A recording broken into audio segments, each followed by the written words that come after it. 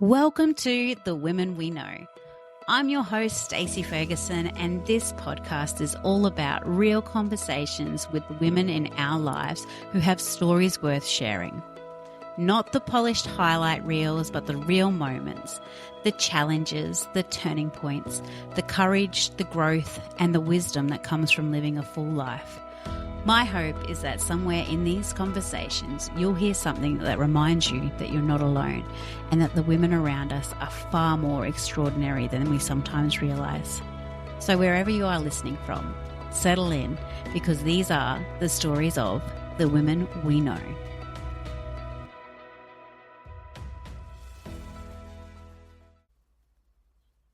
Welcome to The Women We Know.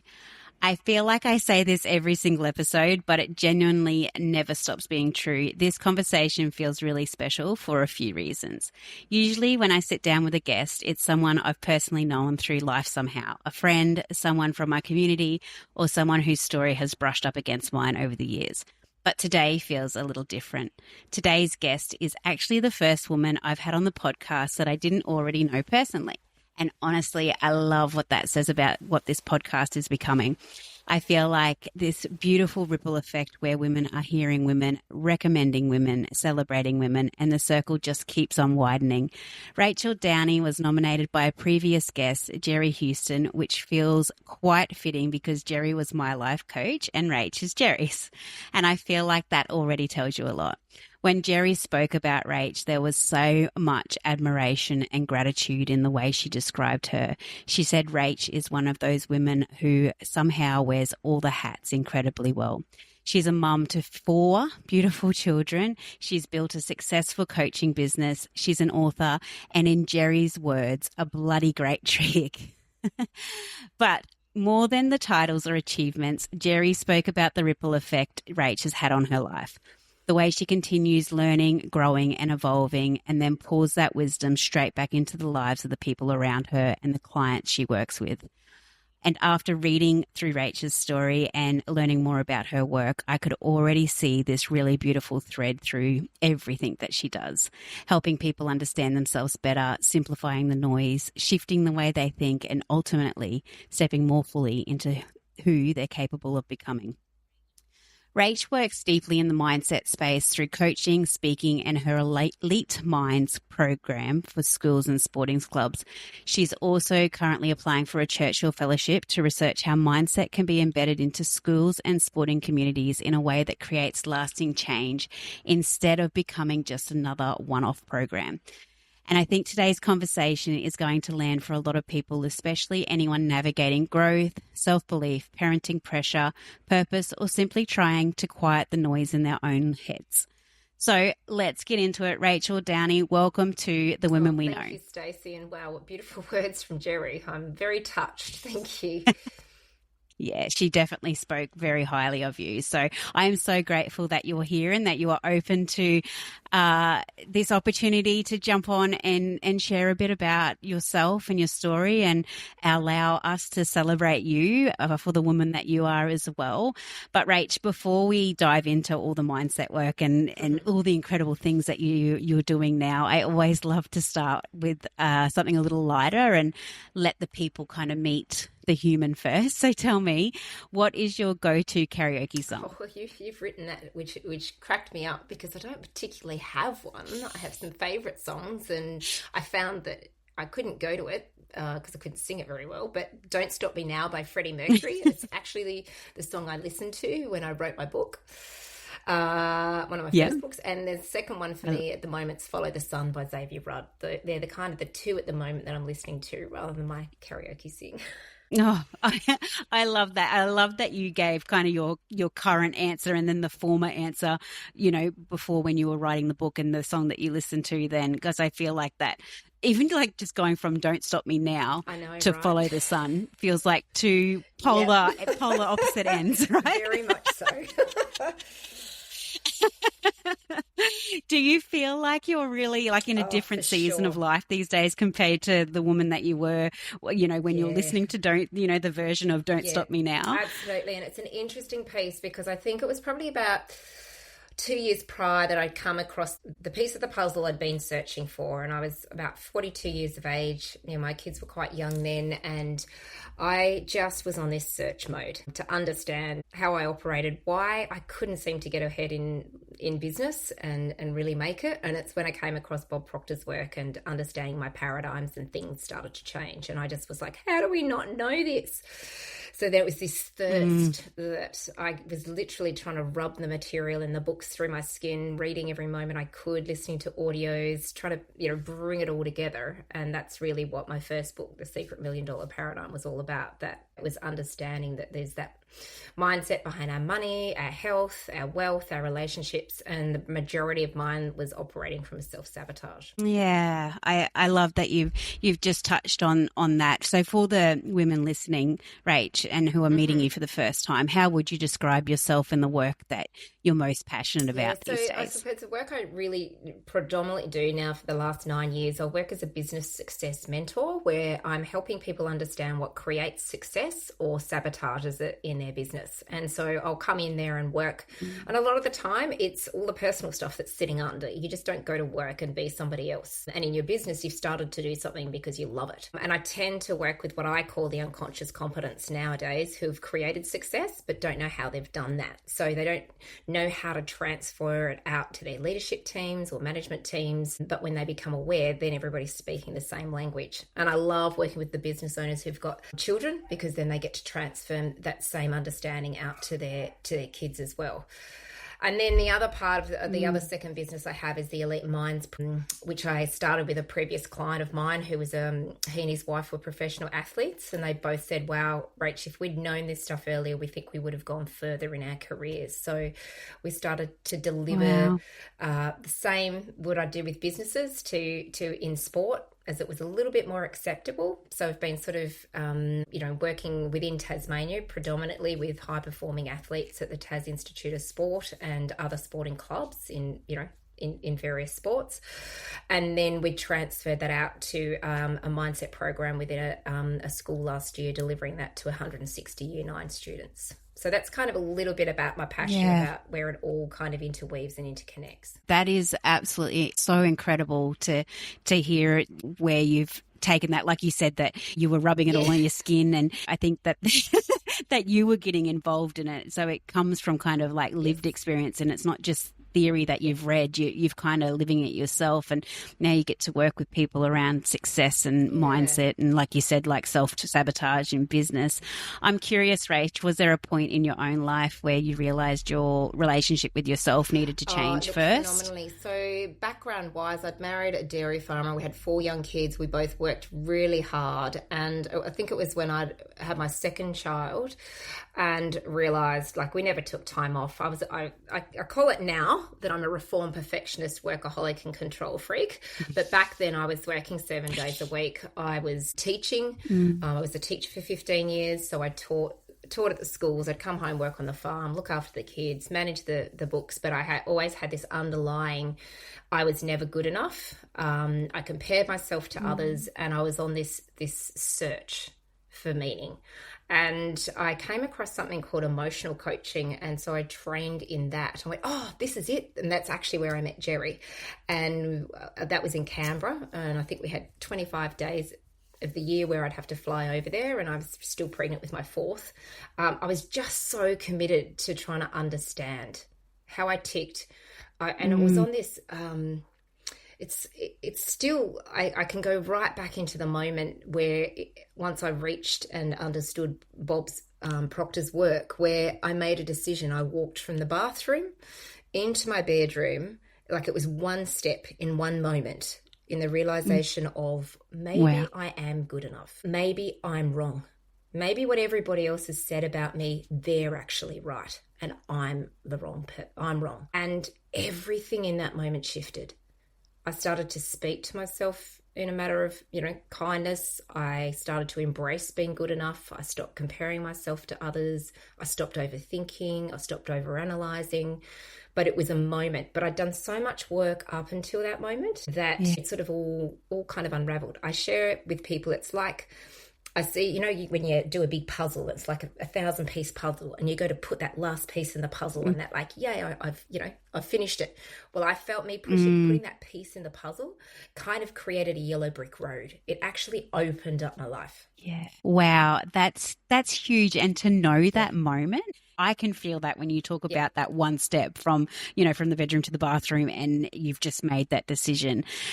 Obviously that there had been that self-talk and that belief that you weren't enough for so long. Do you believe that it'd been shaping yourself, like, in your life, without you even realizing it? No, look, I felt I'd had it from a very, very young age, from a young child. And this was the understanding that of the work of knowing that, your beliefs are passed on generationally and in the environment that you grow up in. And, there was just this lack of self-worth and lack of confidence. And I don't know, I always had this knack of, I was always constantly observing people.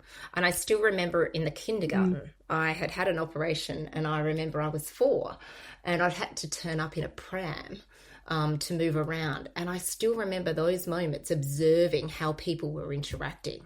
And I was always measuring myself up as probably being less than. Where did I fit? Because I never felt like I fitted in. And I was a child back then, I'm 50, what am I now, 51.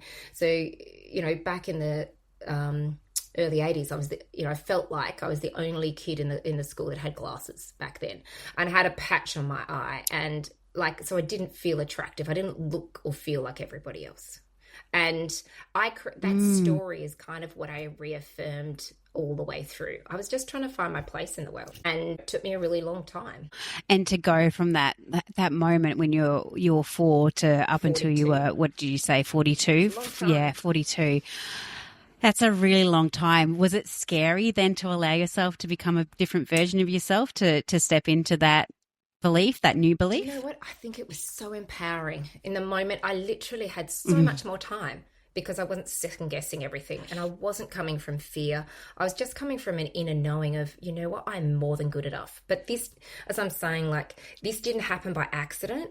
It was all the work. It was all the affirmations. It was all the willingness I was to get uncomfortable, to persevere, to continue. Like, I'd say to clients and to others, if you come around to my house, you're going to find I've got stuff written on my mirror. I've got stuff beside my bed. I've got affirmations in my car of something that I'm working on to shift and change a belief, because it's being cellular and, it's generational. These beliefs were passed on from my parents, their parents, their parents. So you never know how long it's going to take you to actually shift them. And that's the thing, isn't it? It's not like you just woke up one day and you're like, actually, I'm pretty cool. I'm all right. It took you all of that pre-work to do. But the moment that you remember that you made that decision, it's because of all the work that you had done beforehand. What do you think that this newer version or the new season that you're in of your life has taught you? What has it taught me? It's taught me to live from the inside out. And what I mean by that is we're so conditioned to show up in a certain way. How to dress, how to perform, how to interact with others, what's expected versus what I'm actually comfortable with. And I'm very much led by my intuition. So there were times where it didn't feel right for my kids to go to, say, certain parties, or where I didn't go to events, or if I arrived, I went, actually, no, this doesn't align. It actually taught me to trust myself. So coming from the inside out and being very much led by my intuition, regardless of what that may or may not measure up in what society terms are. It feels like it's such a huge kind of step to take that and to be able to trust your intuition alone. I think some women struggle with that because of what we're taught and what our beliefs are, and how, like you said, we're molded to believe that this is how we should show up. And like you said before, it's all this generational beliefs and beliefs of our parents that we sometimes don't even know where it's come from. Like, is that actually our belief or not? I think a lot of women lose themselves without even noticing that it happened. I think it's been passed down, particularly in recent generations, because we haven't been taught, particularly in Australia, like the expectations, say back in the 20s, 40s, 50s, 70s, 80s, continuing as your parents were measured on how well you behaved as a child. Nowadays, it's not so much so in society, I don't believe. But I think that superpower for men and women is their intuition. And one of the things I've learned in working with businesses with over 100 industries is I will hear people talk about, my gut instinct. It's exactly the same, men or women. And it's like, I know, I keep ignoring it. No, that's your tool. And intuition always comes first. And it could be in a split second. And then we go into what I call our paradigm, our overthinking. And our overthinking tends to try and talk us out of things. Our intuition is bang on every time.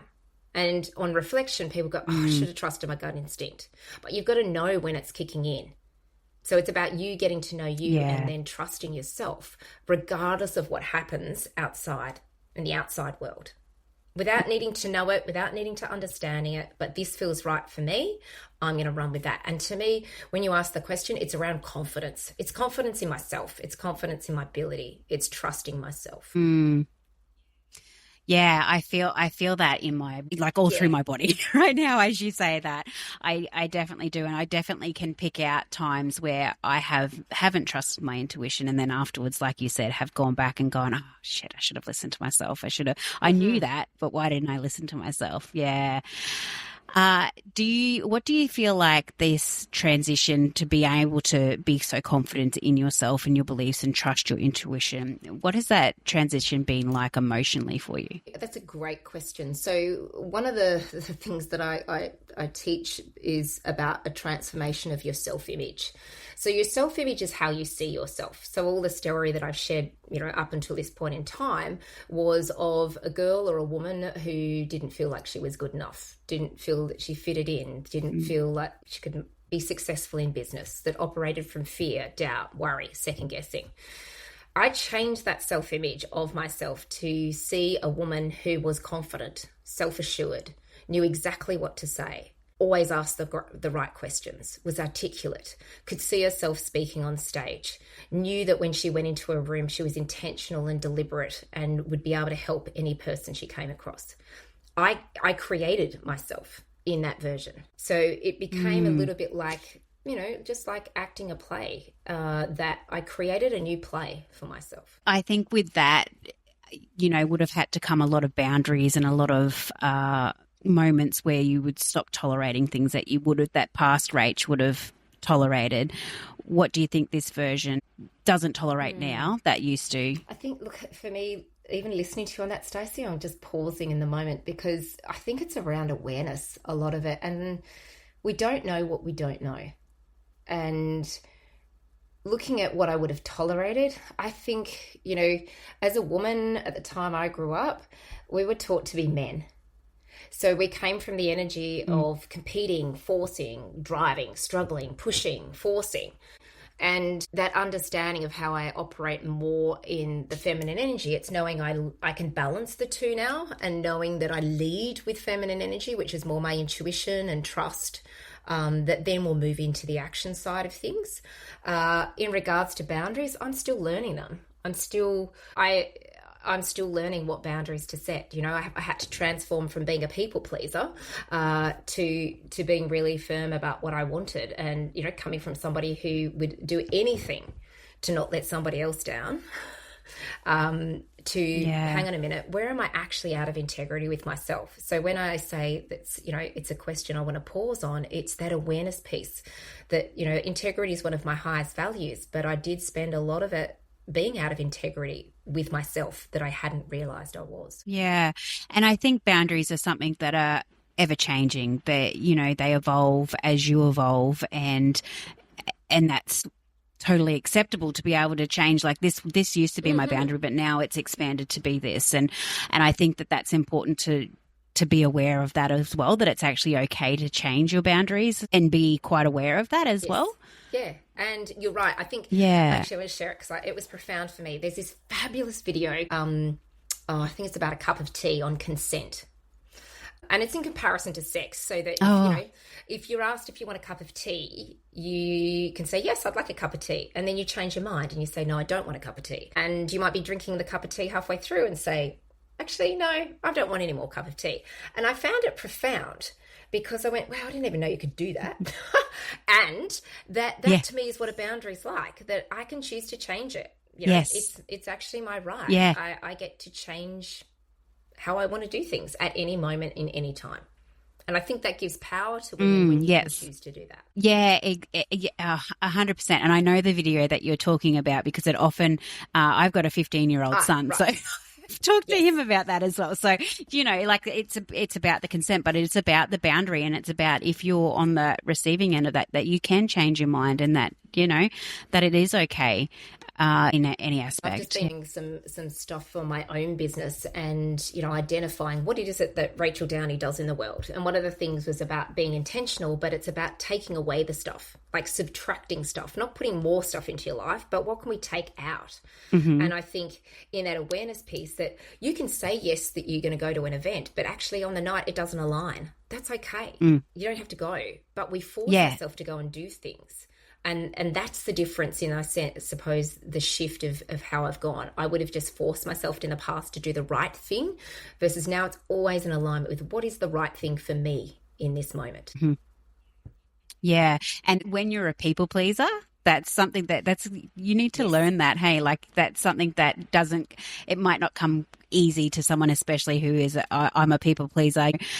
So to be able to listen to myself and, like you said, listen to yourself and say what actually feels right for me, sometimes might not feel right in the moment, I guess, but it's learning that habit to be able to do that. And I'm learning that every day that it's okay, and I don't need to be liked by everyone, or that might just be my perception. If I don't turn up to that thing, people aren't going to like me. Well, then that's a them thing, not a me thing. But that comes with time, because if you'd said that to me 20 years ago, I wouldn't have believed that. So that's what I mean about that level of awareness. Yeah, and like you've said so many times today, it's about the trust in yourself. And I feel like throughout this season of this podcast, there's been a really nice thread of women kind of coming back to themselves, coming home to themselves, not becoming someone else and not becoming this version of themselves that isn't really them, but it's more about coming home to yourself. And I feel like there's so many women in the world trying to do that right now, but there's so much noise kind of pulling them away from it. In your work, what patterns do you see women struggling with the most? I would say the greatest struggle is the feeling of guilt and women putting themselves at the bottom of the pile. I think that we get caught up in, we're taught to go out there and get a great education, get a career, and then, and we can have the kids as well. We can do it all. And then this incredible juggle of how do I do all of these things and where am I in this? And I think a lot of women get lost in all of that they forget to stay true to themselves in that, because they tell themselves there's not enough time, or, I've got to get all of this done first, then, when really it's about putting self first. And I call that, it's being self-full, like it's filling the soul, that you've got to do this. Otherwise, the operation of guilt to me is like, I call it like grade 10 homeostasis. It's that your body is conditioned to keep you at a temperature. It looks after the calcium, magnesium, it exchanges your blood, it does all the things it needs to do. Well, when you come from guilt, your body is used to those chemicals flooding your system. So if you go and do something that's good for you and you feel good, your actual body's feedback mechanism goes, hang on a minute, Stacey, you're not meant to feel good. We're meant to feel guilty. And then you go and self-sabotage so that you feel guilty. So you don't go to the gym, or you eat the food that you said you weren't going to, or the glass of wine, or, you don't go out. Whatever those things are for you, you'll know what they are, and that you're putting yourself at the bottom of the pile. So it's about me getting you at the top of the pile, and we start to look after you first and put habits in place, and then we look after everything else. So it's about you first, then I can do this, and this. And I guess, like you said, like that self-sabotage, or that your body saying, hang on, you're not supposed to be feeling good. Let's go and self-sabotage, or, do what we've got to do. I guess, does that come with then repetition of just being, or even like self-talk? It's actually okay. I've got this. Like I'm okay to feel this. I'm okay to feel good, Yeah, absolutely. So one of the key things I write almost pretty straight away is we've got to tease ourselves into it, because this is like the other end of the polarity. To go from feeling guilty to being kind to self, ourselves is like left and right. So we want to tease ourselves into that. Like, it's okay for me to put myself first. It's okay for me to say no to something. It's okay for me to say yes to something. And we just start there. Yeah. Do you think that sometimes women kind of stay busy because slowing down would then force them to actually hear themselves and what they actually need? And sometimes that can be a little bit scary. I always say I was coming from a place of human doing. So that was an avoidance because I didn't really like myself. And, you know, we're all human beings. And, you know, particularly as a woman, we do want that state of being. And I believe that's what we're seeking. And we've got caught up in the noise of having to do all the time. And, you know, the amount of times I've worked with people around, and I had to do this myself. One of my first coaches said, Rach, you just need to go out in the garden and have a cup of tea. I don't have time to have a cup of tea. I've got too much to do, as the response. But my heightened energy of pressure and do is, again, a feeling and an energy that I was caught up in. And that was my homeostasis as well. Yeah. So the other key thing they work on, and this is all probably within the first couple of times I meet with somebody, is the next thing is I'm calm and relaxed. I'm calm and I'm relaxed and I have all the time I need. Because if I'm calm and relaxed, I can actually hear my intuition. I'm in my thinking, you know, my thinking brain. But if I go into the do mode and I'm in fight or flight, I've gone to the amygdala, my almond brain, and I can't think clearly. And I'm just in survival mode. Mm. So I want to be able to move, and the quickest way to do that is by breathing, taking a couple of breaths, affirming to myself I'm calm and relaxed. And then it's okay, thinking clearly now. That's right. Got to put myself first. All right, how can I do that? Because it is literally like speaking a different language. Yeah, and you know, you get to work around with so many people around success. And when someone keeps hitting against that wall in their life, that paradigm, like you say, or the busyness, I know that you do a lot of Bob Proctor's work, which I absolutely admire. I just think that he was such an incredible man that just made so much sense. You know, when you work with people, do you help them with strategy, or like you said, like you're touching on with the belief and that sort of stuff? Because we know that success is driven kind of by your identity and your belief, and I'd love to know what you kind of help people with when they're banging up against that wall. I want to start out with the word success, and then I'm going to swing back around to the work. I've been doing a keynote talk recently on, you know, defining your success, because I think as a society, success has been defined for us. And when we can look around, you know, whether it's scrolling, TV, movies, etc., it's like the body that I should have, you know, the job that I should have, the money in the bank I should have, the car I should have. And why do I want all of those things to be successful? When actually, if we unpack it, success is actually a feeling. And the feeling of success for me may be completely different to the feeling for you or for Jerry or for my children. And so it's connecting with what is it that makes me feel successful. And that is when you're following your joy, finding out what it is that you love. So one of the first things I do with people is I ask them to write a list of 50 things that they would love in their life, that would bring them joy, that they would love to have. I found this incredibly difficult to do because I'm still getting out of my head, right? The longest journeys between the head and the heart.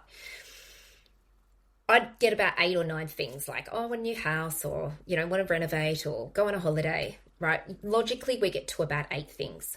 We need to get to about 30 to tap into the creativity of ourselves.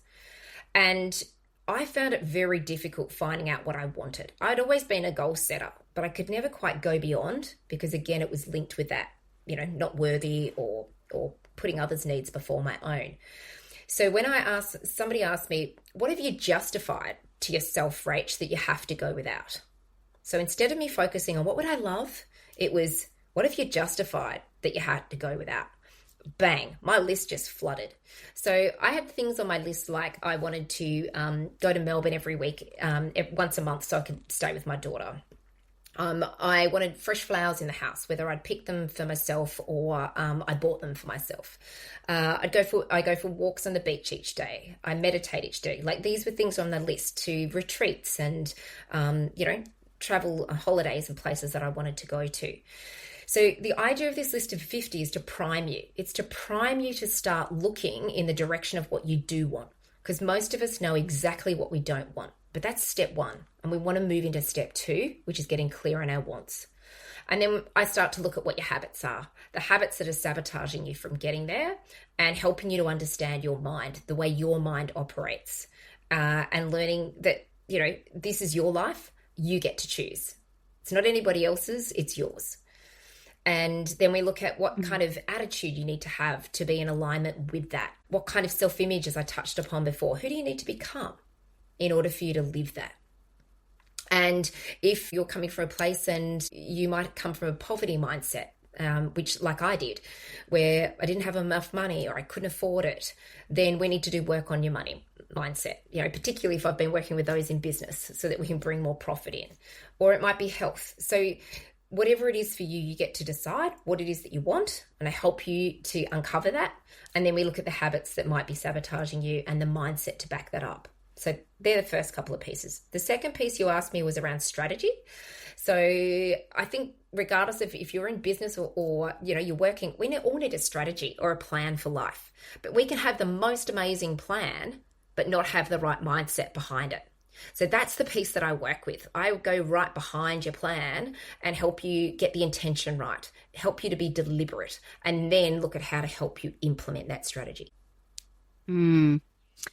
Yeah, because I think if we go right back to the beginning of this, this segment was, about the comparison. And I feel like it's so hard to avoid these days, especially with everything at your fingertips. You only have to scroll on your phone for, I don't know, a few minutes or maybe even a few seconds. And then the trap of comparison can be right in your face without you realizing it, especially for women, I think. How do you stop yourself from losing yourself in there? Because after all the work that you've done on yourself, do those old doubts still, like, not doubts, but the comparison still try and creep in sometimes? I would say now where I am, it's probably about 5%, when it would have been 95%. I really like who I am. I really love what I bring to the table and how, I show up in the world, but all of that is intentional. I have practices in the morning, that keep me on track, be it, writing things out each day, where I have a focus on the person that I want to be that shows up in the world. It's intentional. I meditate daily and I walk on the beach daily. That sets my day up. But again, that's me filling my cup up and putting myself first. I also know who I am. I know what my gifts are. I know what my purpose is. I know why I'm here. And I think that really helps. Yeah, I think it does. And I can feel that confidence in your worth as well. And I feel like it's in so much of your work, even though I haven't personally done any of your work. I feel like I have just talking to you. But I think that it comes back to women remembering their own worth. What do you think kind of happens, or what changes do you think happens when a woman genuinely believes she's enough? Oh, well, God, for me, it was like, I don't know. It's so empowering. Like, again, it's a feeling. I don't know if I can actually put words to it, because I think it's probably different for everybody if they have the opportunity to make the shift like I have. I've had clients who've come up to me and said, Rach, I cannot remember the last time I felt guilty. That really big scary number that you got me to write down for my business. Oh my God, Rach, I've just achieved it. That holiday that I said I always wanted to go on, or, the house. I've actually bought a house. I separated from my husband, and I've now bought my own home. So as I say, the success is different for everybody, and the feeling's probably different for anybody. But for me, it's life-changing. And, I've got 3 daughters. So I hadn't, they were all young when I got into this work. So, I hadn't rewired their cellular DNA by then. So they're still going, they've got stuff that they've got to learn through, and that's their journey. And, I say to them, just like Bob used to say to me, gosh, if I could stick this in a needle and stick it in your bum, then, it'd make it easier for everybody. But you've got to go and do that work for yourself. I can't flick the switch and make it easier. this is the journey. Yeah, yeah. And it is so interesting that you say that, because I was thinking on my way home from work this afternoon, I was thinking about my kind of journey and what I'm learning, and then how do I help my children to learn this sort of stuff. And then I was learning about the beliefs, from 0 to 8, and Yes. all of that sort of stuff. And I was like, oh man, if only I knew this before my kids were 8. And but in like what you just said, it's their journey, and it's their, it's all our own journey to work through. But I feel like the work that you're doing is so much bigger than business success or it's legacy work. And I know now you're currently applying for a Churchill Fellowship. For someone who doesn't know what that is, can you explain what a Churchill Fellowship is? It's the opportunity to do a research project outside of Australia where you investigate something of interest that would be able to benefit the Australian public. So that you go and visit a number of countries, and it's a fully funded overseas travel award that you can research this topic that you're passionate about, learning from global experts, and then you come back to share that benefit with the local community. So my biggest goal that I had when I started working with Bob Proctor 9 years ago was that I wanted to transform the education system by rolling mindset out, because I think my life would have been different if I'd understood this from a younger age. And I've already seen the transformation, because kids pick this up very quickly. They don't have the years and years of conditioning that we have the older that we get. And so if this can be reinforced and rolled out and embedded where, teachers are on board with it because they're using it for their own lives as well, then that change continues. And I picture a world where that is possible. And I just think that how incredible for future children to be able to just to go through life with those sort of belief patterns, because someone like you have kind of gone out there and are wanting to change the way that it's taught in schools, or it's not even taught in schools at the moment. So, even just opening that can of worms is just, I think it's so inspiring. Thank you. To know that there's women like you out there that are wanting to not just learn this for themselves, but they want to cause that ripple effect down. And that's what I mean when I say legacy work. Like, it's not just you, it's your generation, it's your children, it's your children's children, but then it's further than that. It's schools. What do you hope that children kind of, or what do you hope for the future? For me, it comes down to one core belief: I am more than good enough. And if I can come from that one core belief, then I'm more than good enough to be able to go after that. I'm more than good enough to be able to, go for that job. I'm more than good enough for that promotion. I'm more than good enough to be able to, question that.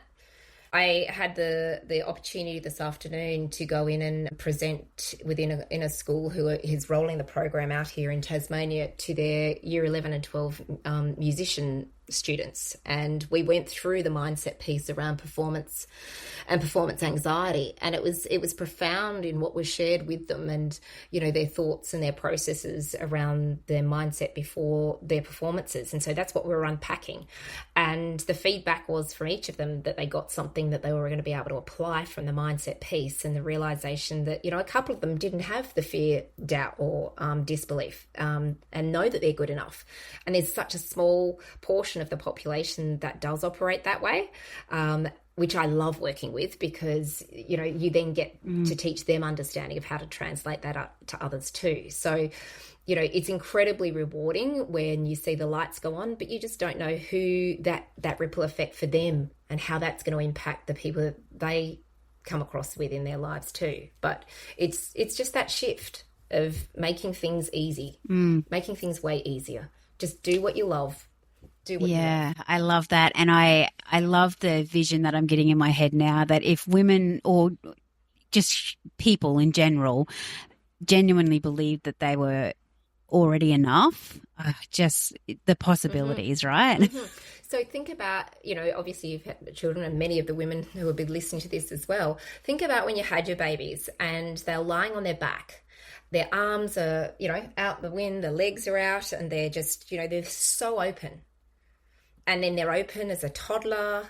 And then what do we start saying? We'll start saying no, or we sort of no, you need to wear this, or, we start to create the conformity back then, whether we mold realize them. it or not. Yeah. And, watch how the bodies start to change as they go to school, and they start to become a lot more closed. Their bodies, come within. You're not as open and vulnerable anymore. So what you're trying to do is minimize the pain, minimize the hurt. Because there's a lack of understanding, because we're all trying to fit and we're all trying to conform, versus go and be you. Just go and be you. Find out who you is. And I feel that if we can do that from a younger age in the education system versus the conformity, that will really help too. And I think the flip side of that, when you're saying that, is then the acceptance and understanding of other people. It's not just about yourself and being enough, but it's accepting other people for who they are as well. So I think there's that other side of it as well, which I think would come naturally when you're okay with being yourself. Then I feel like you naturally then are okay with other people being themselves too. Yeah, so I think that's a beautiful opportunity to just, the possibilities that would come with that is just, I just have a whole new goosebumps. world. Yeah, a whole new world. Rach, if you could speak directly to the woman listening right now who maybe feels like she's not enough, or maybe she's trying to hold it together, or whatever she's going through, what would you want her to know? That's a nice deep question, isn't it? What would I like you to know? What do I want to land? Keep practicing every day when the sun rises, and affirm to yourself that I am more than good enough. And keep affirming it until you believe it in every cell of your being. Even when you doubt it, and you will, just keep affirming it. And look for the good. There is so much good present in your life right now. Harvest it. And come from a place of gratitude. And in being able to do that, you'll start to shift how you feel. And you'll start to believe that I am good enough and I can do the things that I would like. I don't know what they are yet, but if I can get on that wavelength, I can start operating in a different way. Yeah. Yeah, I love that. And I still, from Jerry, I have an affirmations card that I've got on my mirror, and it's moved with me. We moved 7 hours away, and it's moved from one mirror to another mirror. And I look at it every day when I'm brushing my teeth, and I affirm the things on it. And I think that that's it's such a simple change to make. It is. But the really interesting piece is, though, Stacey, and I actually I'm glad this popped into my head. I've got those words because they work for me. I'm more than good enough, right? They don't work for my 19-year-old daughter. She goes, oh, that doesn't sound good for me. Okay, so she had to put swear words in hers, right? So what I'm saying to you is you've got to find something that makes you feel good, because nothing's more important than you feeling good. So you've got to find a statement that you can, kind of believe in the sense of that's what we're trying to do. We're just trying to prime the belief. So if the I'm more than good enough doesn't work for you, find something close enough to it that does. It's got to resonate. It's got to make you feel. And imagine yourself feeling good in that, when you do believe that you are good enough, or whatever it is that you affirm to yourself. Yeah. I have loved this conversation with you, Rach, and I get to ask every guest this question at the end, but who is a woman that you know that deserves to be seen, celebrated, or heard? So for me, it is Amanda Jones. She has been a previous client of mine as well, and she recently came to the Caribbean with me, and we went and worked with Bob's son, Brian Proctor, and his wife, Corey. And Amanda is an incredible human who's lived overseas in the States for a number of years, working in New York as a marketing agent, worked with some phenomenal companies. But what she does is brings heart. There is so much heart and energy to the work that she does, and she sees the world in a very creative, playful, different way, but seen through so much of the eyes of love. And I love referring my clients to her. I love working with her. She's become a really dear friend. There's so much I'd love to say, but it's so wrapped up into feelings. when we look at it, it's about freedom. It's about freedom. Yeah. I love that. And I love hearing other women celebrate women. It just makes me all warm and fuzzy. Isn't it? And that's one of the things we need to be doing, is recognizing one another and doing it with love and lifting each other up. 100% agree. A world where women can look at each other and just be like, man, you are awesome, and just be proud of one another. Like, that is just my ideal world. I could just live in that bubble and be happy. So one of the favourite lessons, if I might share with you, was one that Bob and his son Brian used to do regularly, but they both teach it out, and was called leaving everybody with the impression of increase, which is what you're doing right now. And they would speak first thing of a morning and talk good behind people's back, be it staff or family members or whatever. And that's one of the things that I loved in the learnings of leaving people better off than what you found them. I love that. And I love that whole speaking good behind people's backs. There's a lot of gossip going on in the world, and you can try and turn that off and not play in that environment or in that world. But going that extra step to actually speak good about people, I think that in itself is a lesson. It is like an opportunity to I love that so much. Yeah. Rach, for the women listening today that has lent in a little bit more, or maybe something you've said has pricked their ears up, where can they find you and what you do? So, look, you can just reach out to me directly, be it on Instagram or my website. I'm on LinkedIn, whichever your platform, feel free to reach out. I'm always up to have a chat and more than happy to help and have a conversation and see what I can do to help you, in any way that I can. Yeah, cool. I'll pop all Rachel's details in the show notes too. I think what I have loved most about this conversation today is that it just feels like a woman learning to meet herself more honestly and listen to herself. And I think there's something so powerful in that, because so many women are exhausted from trying to hold it together and even questioning, getting to the point and questioning who they are underneath it all, or who they are when they're not doing everything for everyone. But I feel like your conversation with you today has just been a reminder that, growth doesn't always have to look loud, and it doesn't happen overnight. It looks like boundaries. It looks like rest. It looks like affirmations. It looks like believing in yourself and believing that you're worthy without even needing to prove it first, just having that belief. And I think a lot of women listening will hear parts of themselves in your story today. So thank you for being so honest and open and generous with what you've shared with us today. I've really loved this conversation and getting to know you and even celebrate you today, Rach. So thank you for coming on. Thank you so much for having me, Stacey, and great job on all your questions. They were excellent. I'm glad you like them. Some people come back and they're like, "Oh, thanks for the essay," and we I'm glad that they're thought provoking, and I think that it gives women a chance to even just reflect on themselves a little bit as well. So I'm glad that you mentioned that, and I'm glad that that you like the questions. All good. And that's a wrap on today's conversation with one of the women we know. If something in today's episode resonated with you, I'd love if you shared it with a woman in your life who might love it too. And don't forget to follow along so you never miss a conversation. And if there's a woman in your life that you know has a story worth sharing, I would love for you to nominate her at The Women We Know on Instagram or Facebook. Or shoot me an email at thewomenweknowpodcast@gmail.com. There's a dot in between each of the words, the.women.we.know.podcast@gmail.com.